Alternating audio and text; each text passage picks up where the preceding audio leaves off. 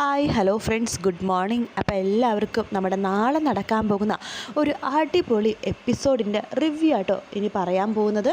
അങ്ങനെ ചിപ്പിനെ ഡിസ്ചാർജ് ചെയ്യാണ് ഇഷിതയും മഹേഷും കൂടി തിരിച്ച് ചിപ്പിനെ വീട്ടിലേക്ക് കൊണ്ടുവരാട്ടോ.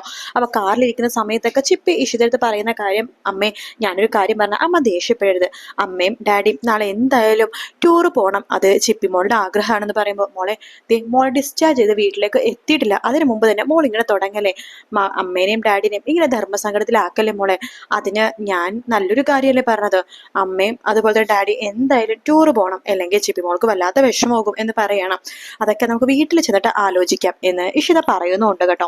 അതിനുശേഷമാണെന്നുണ്ടെങ്കിൽ ഇഷിതയും മഹേഷും കൂടിയിട്ട് ചിപ്പിനെയും കൂട്ടിക്കൊണ്ട് വീട്ടിലേക്ക് വരുവാണ്. വീട്ടിലെത്തുമ്പോൾ തന്നെ ചിപ്പി ആദ്യം അന്വേഷിക്കണത് മഞ്ജുമേനെയാണ് കേട്ടോ. അപ്പോൾ അച്ഛമ്മ നമ്മുടെ സ്വപ്നയിൽ വരുന്നുണ്ട്.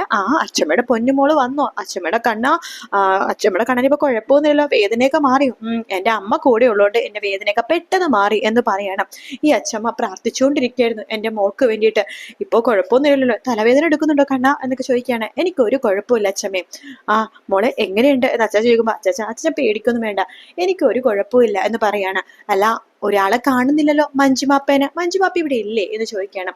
അപ്പൊ നമ്മുടെ മഞ്ജുമീനെ ഒളിച്ചും പാത്തിങ്ങനെ നിൽക്കാട്ടോ. ചിപ്പിനെ കാണാതിരിക്കാൻ വേണ്ടി ഫേസ് ചെയ്യാൻ ഒരു മടിയായിട്ട് ഒരു മൂലക്ക് ഇങ്ങനെ മാറി നിൽക്കുകയാണ്. ആ സമയത്ത് നമ്മുടെ മഞ്ജിമ ഈശ്വര അന്വേഷിക്കുന്നുണ്ടല്ലോ കുട്ടിപ്പിശാശി എന്നിങ്ങനെ വിചാരിക്കുകയാണ്. വീണ്ടും ചിപ്പിനെ ചോദിക്കുന്നുണ്ട്, അല്ല മഞ്ജിമാപ്പ ഇവിടെ ഇല്ലേ എന്ന് ചോദിക്കുകയാണ്. ഉണ്ടല്ലോ ചിപ്പിമോളെ എന്ന് പറഞ്ഞിട്ട് മഞ്ജിമ വേഗം തന്നെ ചിപ്പിന്റെ അടുത്തേക്ക് വരും. ചിപ്പിമോള് വന്നോ, മഞ്ജിമാപ്പ അറിഞ്ഞില്ല കേട്ടോ. അതെയോ, ഞാൻ മഞ്ജിമാപ്പ അപ്പനെ കാത്തിരിക്കുകയായിരുന്നു, ഇവിടെ വന്ന ആദ്യം മഞ്ജിമാപ്പനെ കാണണമെന്ന് പറഞ്ഞിട്ട് ഇരിക്കുകയായിരുന്നു. ആണോടെ ചക്കരെ, മഞ്ജിമാപ്പനെ അത്രയ്ക്ക് ഇഷ്ടമാണോ? ഇഷ്ടമായിട്ടൊന്നുമല്ല, ഒരു കാര്യം മഞ്ജിമാപ്പ അടുത്ത് പറയാൻ വേണ്ടിയിട്ടാണ്. എന്താ മോളെ? അതെ, എൻ്റെ അമ്മയും ഡാഡിയും ടൂറ് പോവാതിരിക്കാനായിട്ടല്ലേ മഞ്ജുമാപ്പ എന്നോടത്ത് ഒരേ കാര്യങ്ങളൊക്കെ പറഞ്ഞത്, അതുകൊണ്ടാണല്ലോ ചിപ്പി വീണത്.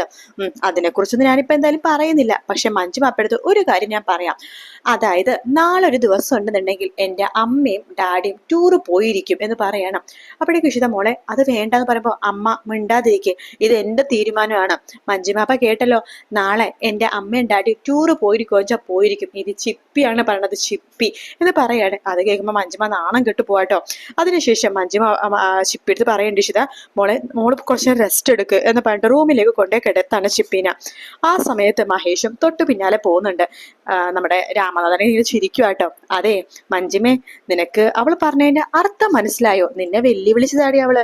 നിന്നെ വെല്ലുവിളിയോടെ പറഞ്ഞിട്ട് അവളുടെ അമ്മയും ഡാഡി നാളെ എന്തായാലും ടൂറ് പോകും, നിനക്ക് മുടക്കാൻ പറ്റുമെങ്കിൽ മുടക്കിക്കോ എന്ന് ചിപ്പിമോള് നിന്നെ വെല്ലുവിളിച്ചാണ്, നിനക്കത് മനസ്സിലായില്ലേ എന്ന് ചോദിച്ചിട്ട്, കഷ്ടം തന്നെ, ഒരു കുഞ്ഞു പോലും നിന്നെ വെല്ലുവിളിക്കണ കണ്ടില്ലേ, നീ ആർക്ക് വേണ്ടിയിട്ട് ഇതൊക്കെ ചെയ്തത്, ഇപ്പൊ നിനക്ക് സമാധാനായല്ലോ അല്ലേ എന്ന് പറഞ്ഞിട്ട് രാമനാഥൻ അവിടുന്ന് പോവാണ്. അതിനുശേഷമാണെന്നുണ്ടെങ്കിൽ സ്വപ്നവല്ലിയും പറയണ്ട്, എന്തായാലും നീ പ്ലാൻ ചെയ്ത പോലെ തന്നെ നടന്നല്ലോ, സന്തോഷം എന്ന് പറഞ്ഞിട്ട് സ്വപ്നവല്ലിയും അകത്തേക്ക് പോവാട്ടോ. മഞ്ജിമക്കാണെങ്കിൽ ദേഷ്യം വരുവാണ്. ഇതെങ്ങനെ രചനയെടുത്ത് പറയും എന്നൊക്കെ പറഞ്ഞിട്ട് ഇങ്ങനെ ആലോചിച്ചിരിക്കട്ടോ നമ്മുടെ മഞ്ജിമ. അതേ സമയമാണെന്നുണ്ടെങ്കിൽ തിരിച്ച് വീട്ടിലേക്ക് പോകുന്ന സമയത്ത് രചനയും ആകാശും ഭയങ്കര വഴക്കാട്ടോ.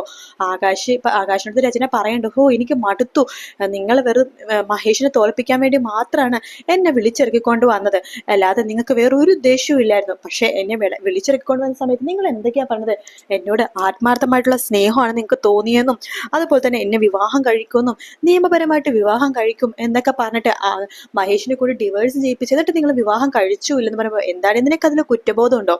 മഹേഷിനെ ഡിവേഴ്സ് ചെയ്തില്ലായിരുന്നെങ്കിൽ നിനക്ക് വീണ്ടും അവരുടെ ജീവിതത്തിലേക്ക് ഇടിച്ചു കയറി പോവായിരുന്നല്ലേ, അതൊക്കെ ആലോചിച്ചിട്ടായിരിക്കും നിനക്കിപ്പോ ദേഷ്യമല്ലേ, അതേടി നിന്നെ ഞാൻ വിളിച്ചിറക്കിക്കൊണ്ടുവന്നതേ മഹേഷിനോട് പകരം വീട്ടാനും പ്രതികാരം ചെയ്യാനും തന്നെയാടി, അല്ലാതെ എനിക്ക് എന്തിനടി ഇങ്ങനത്തെ രണ്ട് കുട്ടികളുടെ അമ്മയായ നിന്നെ എനിക്ക് എന്തിനാടി എന്നൊക്കെ പണ്ട് പുച്ഛത്തോടെ ആകാശ് പറയുമ്പോൾ പെട്ടെന്ന് രചനയും പൊട്ടിത്തെറിക്കാട്ടോ. ആകാശ് കുറച്ചുകൂടി മാന്യമായിട്ട് സംസാരിക്കണം, ഇല്ലെങ്കിൽ നീ എന്ത് ചെയ്യോടി എന്ന് പറഞ്ഞിട്ട് രചനയുടെ കഴുത്തിന് ഇങ്ങനെ കയറി പിടിക്കുകയാണ് ആകാശ്. ആദ്യം പുറത്തുനിന്ന് അകത്തേക്ക് വരുമ്പോഴേക്കും ഈ ഒരു കാഴ്ചയായിട്ട് കാണുന്നത് ആദ്യക്ക് ആകെ വല്ലാത്ത പോലെ തന്നെ, അയ്യോ അമ്മേ എന്ന് മമ്മി എന്ന് പറഞ്ഞിട്ട് വേഗം അകത്തേക്ക് പോവാണ്.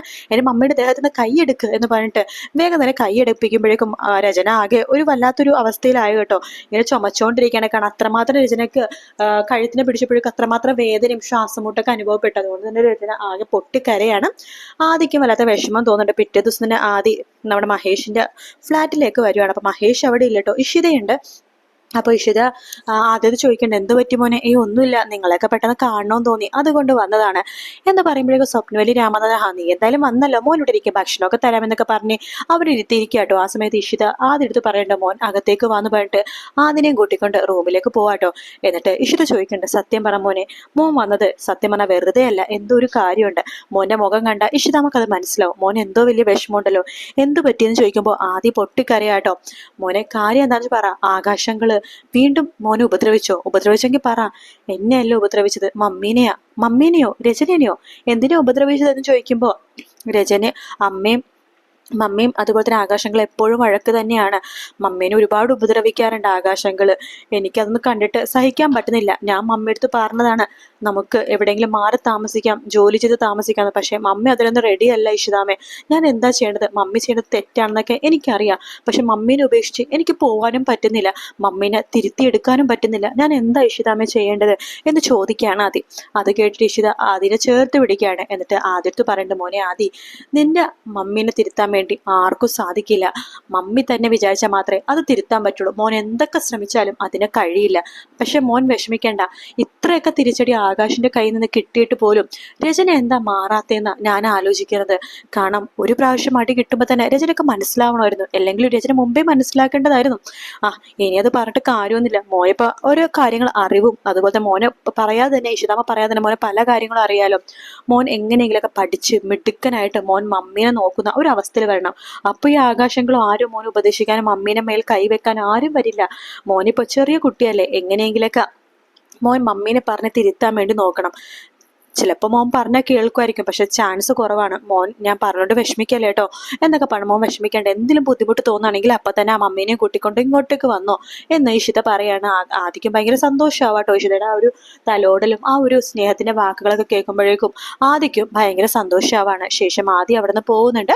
പിറ്റേ ദിവസം രാവിലെ തന്നെയാണെന്നുണ്ടെങ്കിൽ നമ്മുടെ ചിപ്പി തുടങ്ങി കേട്ടോ. അതെ, അമ്മയും ഡാഡിയും സാധനങ്ങളൊക്കെ എടുത്തു വെച്ചോ, എത്രയും പെട്ടെന്ന് പോകണം, എത്ര മണിക്കാണ് നിങ്ങൾക്ക് ഫ്ലൈറ്റ് എന്നൊക്കെ വെച്ചിട്ട് ഭയങ്കര പ്രശ്നം ഉണ്ടാകും. അപ്പൊ ഇഷിതയും അതുപോലെ തന്നെ മഹേഷും വേണ്ട മോളെ ഞങ്ങൾ പോണില്ലെന്നൊക്കെ പറയുമ്പോൾ നിർബന്ധം പിടിച്ചിട്ട് ചിപ്പി രണ്ടുപേരും പറഞ്ഞയക്കാണ്. ശരി മോള് പറഞ്ഞതല്ലേ, 2 ദിവസത്തേക്ക് പോയിട്ട് വരാമെന്ന് ഇഷിതയും മഹേഷും തീരുമാനിക്കുകയാണ്. അങ്ങനെ 2 ദിവസത്തേക്ക് രണ്ടുപേരും കൂടി ടൂറ് പോവാണ്. പക്ഷെ 2 ദിവസത്തേക്കാണ് പോകണമെന്നുണ്ടെങ്കിലും ഇഷിതയും മഹേഷും ശരിക്കും പറഞ്ഞാൽ ഭാര്യ ഭർത്താക്കന്മാരെ പോലെ ജീവിച്ചിട്ട് തന്നെയാട്ടോ തിരിച്ചു വരുന്നത്. അതിനുശേഷമാണ് നമ്മൾ കഴിഞ്ഞ ആഴ്ചത്തെ പ്രൊമോയിൽ കണ്ട പോലെ ഇഷിത ഏതോ ഡോക്ടറിന്റെ അടുത്ത് ഇങ്ങനെ പോകുമ്പോഴേക്കും ഡോക്ടർ ഇങ്ങനെ ഇഷിത അടുത്ത് സത്യങ്ങളൊക്കെ തുറന്നു പറഞ്ഞത് ഇഷിതേന ശരിക്കും പ്രഗ്നന്റ് ആവാനുള്ള ഒരു കുഴപ്പം പ്രഗ്നന്റ് ആവാതിരിക്കാൻ ഒരു കുഴപ്പം ഇഷിതക്കില്ല. അത് അന്ന് മനസ്സുനിയുടെ ആ ഒരു പ്രവൃത്തി കൊണ്ടാണ് ഇഷിതക്ക് അങ്ങനത്തെ കുറെ ബുദ്ധിമുട്ടുകളൊക്കെ ഉണ്ടായെന്നുള്ള സത്യങ്ങളൊക്കെ അപ്പോഴാണ് ഇഷിത തിരിച്ചറിഞ്ഞത്. അപ്പൊ ആ ഒരു പ്രൊമോ ഈ കഴിഞ്ഞ ആഴ്ച കാണിച്ച പ്രൊമോ ഈ വീക്കിലായിരിക്കും വരുന്നത് കേട്ടോ. എന്തായിരുന്നാലും അടിപൊളി ഭാഗമാണ് ഈ ആഴ്ച വരാൻ പോണത്, അതിലൊരു സംശയമില്ല. വീഡിയോ ഇഷ്ടപ്പെടുകയാണെങ്കിൽ ലൈക്ക് ചെയ്യാനും അതുപോലെ തന്നെ സബ്സ്ക്രൈബ് ചെയ്യാനും കമൻറ്റ് ചെയ്യാനും മറക്കല്ലേ കേട്ടോ. മറ്റൊരു വീഡിയോ ആയിട്ട് വീണ്ടും കാണാം ഫ്രണ്ട്സ്. എല്ലാവർക്കും ടേക്ക് കെയർ, ബൈ ബൈ.